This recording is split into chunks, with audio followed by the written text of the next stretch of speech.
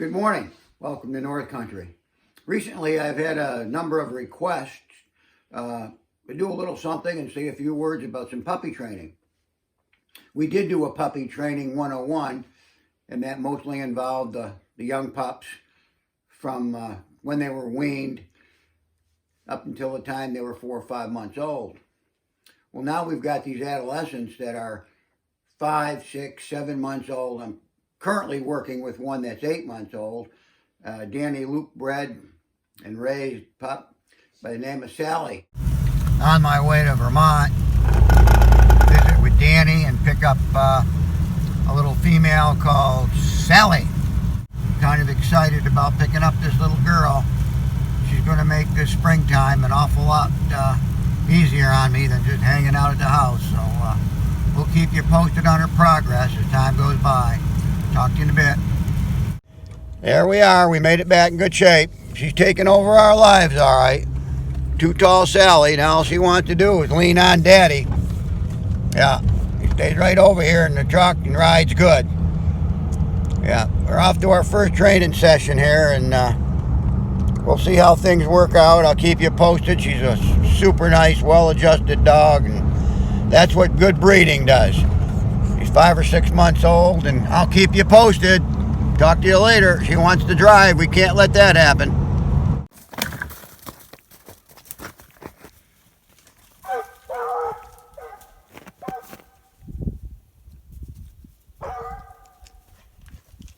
There she goes. She's just roaring up there.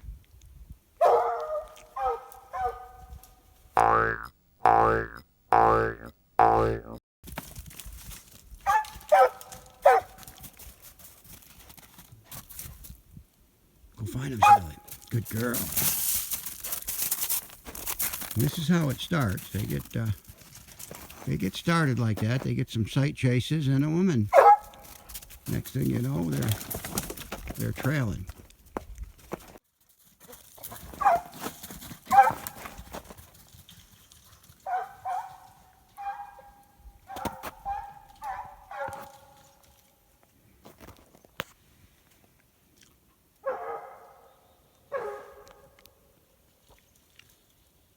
That's about how it works right there. That gets them started. And then after that, it's up to you to give them some track time and keep them in the woods, and then genetics do the rest. Got one bait up underneath a pallet, so I'll have to get her out of here. And I don't want nothing to happen to the bunny, so we'll get her out of here now and catch back up again a little bit.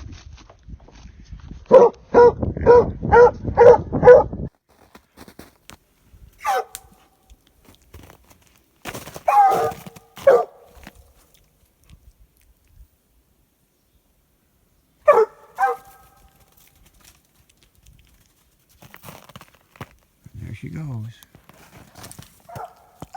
There she goes. Making another circle now.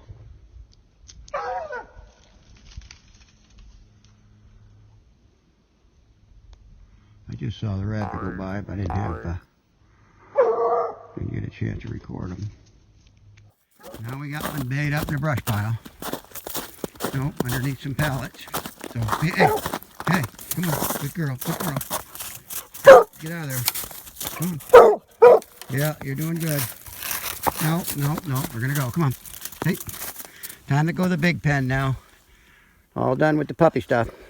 We don't want to get nobody hurt in here. So let's head to the big pen. All right, catch back up with you after I get a leash on her.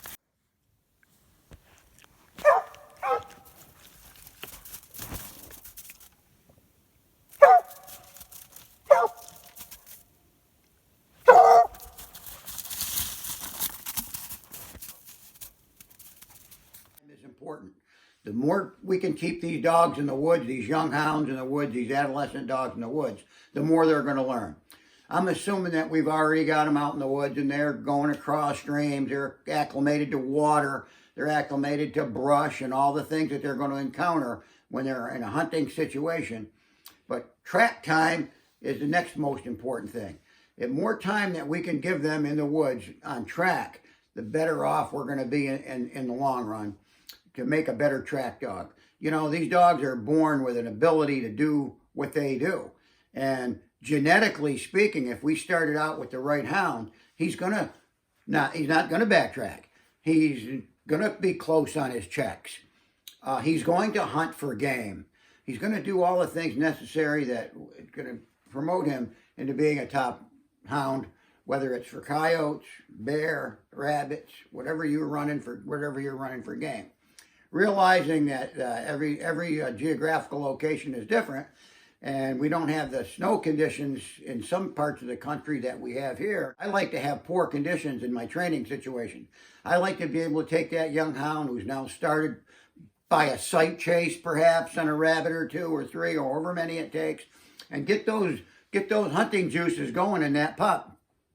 And then after a few sight chases, and he's opening on those sight chases, then I'll put him into an area that's got the game that I'm looking for, like in my case, to start them, they're rabbits, and put them in a situation where maybe tracking conditions aren't optimum. Maybe it's crusty, maybe it's hard snow, maybe it's old rotten snow, maybe a lot of problems in tracking. And the reason I do that is because if they can trail game under that type of condition, imagine what they'll do when everything gets right, when the snow conditions are right, when you have 6 inches of powder, or you have bare ground, and scenting is perhaps easier than it is under those adverse conditions. Hey, long hard day, but paid off. I got Jared here with me, crack shot in the hole. They had him bait up on the ground, and we got Ranger, Drama, and Elsie. That 1-year-old pup, that Dandy Luke bred pup, did a nice job. Ranger, of course, is always right there on top of the show, and Drama, she's first class, all the way, all the time, and there he is. That's what makes a hound, in my opinion, is keeping him in the woods and not necessarily under the best of conditions. Another thing that I'd like to mention is I like to keep them half tired. I don't want a dog to be 100% fresh when I take him out during these training sessions, but I don't want him worn out either. I want to walk that fine line where he's not in a situation where he feels like he has to run everything in the woods, but yet I don't want him so tired that he doesn't want to run that game that we're putting him on either. So somewhere in between is an area that you'll find for your specific hound. And bear in mind, not only are all the breeds different, but all the dogs within the breeds are different. A wise man told me one time, he said, we don't teach the dogs too much, it's the dogs that teach us. And that's exactly right.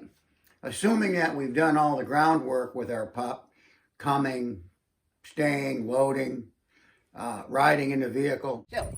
Load. Oh, what a good girl. Go on, get in there. Oh, what a good girl you are. Yep. And then, of course, if you brag them up, that don't hurt either. Good girl, Sally. What a good girl. Yeah, that's a good job. Yeah. You know, it's just those little things that you can accomplish by being with them all the time and have them in the woods, have them loading, not come rushing out of the box. Stay there till you let them out. Good girl, Sally. Good girl. Okay, come on. That's a good girl. That's a real good girl. I also realize that, you know, we could be talking about everything from squirrel dogs to bear dogs. So a lot of these applications will apply to different situations and different breeds of dogs and different stages of their training life. What I like to do is I like to get them tracking as soon as possible. I like to have them track on their own. And the reason for that is I like them to build confidence, and I want them to be able to know that they can do this without being a me-too dog. So it's very important that, in my opinion, that we start a dog by himself and get him doing the things that we want him to do, build that confidence level up, and then later on pack up if that's what you intend to do. For the past several weeks, Sally and I have been spending a lot of time together, both in the house and in the woods, and it's pretty unique about the things that you find out about each other. When I first got a hold of Sally and we started hunting, she was hunting more for herself than anything else. she'd go off and not pay too much attention to me and not really look for me, and actually had a difficult time catching her once she started on rabbits. But as the weeks progressed, she found out that I was there for her, and of course she was doing what I expected her to do, and she started to actually turn and hunt for me, which made a tremendous difference to me, because what happens when you're cat hunting is, and I've mentioned this in previous videos, be able to control that dog under adverse conditions is very important. You don't know where you're going to end up or how long you're going to be there, and it's important that that dog knows that you're there for her, and it's time to go home, it's time to go home. And that's what actually was accomplished here in the last several weeks of us hunting together. So that's all I've got to say for now, except keep them in the woods. Make sure you remember that they are athletes and they need to be treated as such. And tune in to future videos and click on the bell. And thank you so much. I appreciate your listening.